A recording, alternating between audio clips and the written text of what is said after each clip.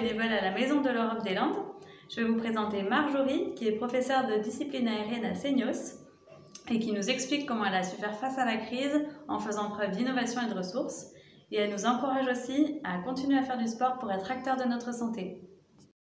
Bonjour, merci d'avoir accepté de témoigner pour la Journée internationale des droits de la femme.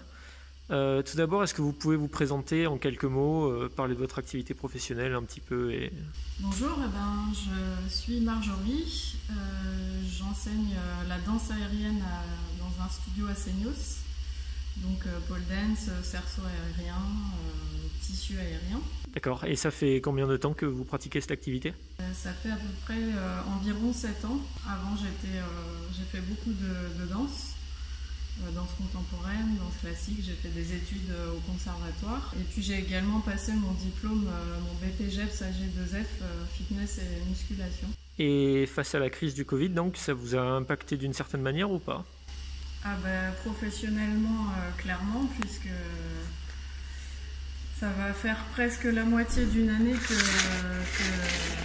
j'ai été obligée de fermer le studio. Donc financièrement, c'est très difficile de pouvoir assumer les charges face à la crise. Après, j'essaye de m'adapter au maximum, de donner des cours en ligne, mais bon, sachant que pour tout ce qui est aérien, c'est compliqué d'avoir du matériel chez soi. Donc j'arrive à donner quelques cours pour certains qui sont équipés chez eux, mais pour le reste, malheureusement, il n'y a plus d'activité sportive et je trouve ça dommage, quoi. D'accord. Et dans votre mode de vie, ça a pu être impacté face aux différents confinements ou au couvre-feu ? Dans le mode de vie, c'est vrai que ça retire quasiment tous les contacts sociaux, quoi. On n'a plus d'interaction avec personne puisque c'est vraiment par le biais de mon travail en enseignant que je vois du monde, quoi. Donc du coup, au niveau des liens sociaux, on se retrouve vite coupé dans sa bulle. Et pour vos perspectives futures, vous avez des projets dans les mois à venir Là, c'est compliqué d'avoir des projets parce que en ce qui concerne toutes les activités sportives, on n'a vraiment aucune perspective. Les décisions sont prises vraiment au fur et à mesure, au dernier moment, donc c'est difficile de prévoir le futur. Mais je pense que ça va impliquer des changements du fait des difficultés financières que ça crée, quoi. Et est-ce que vous pensez avoir retiré des expériences de cette période ? Un changement de vision, peut-être, d'état d'esprit Alors, déjà, on a dû changer pour s'adapter, que ce soit professionnellement ou personnellement.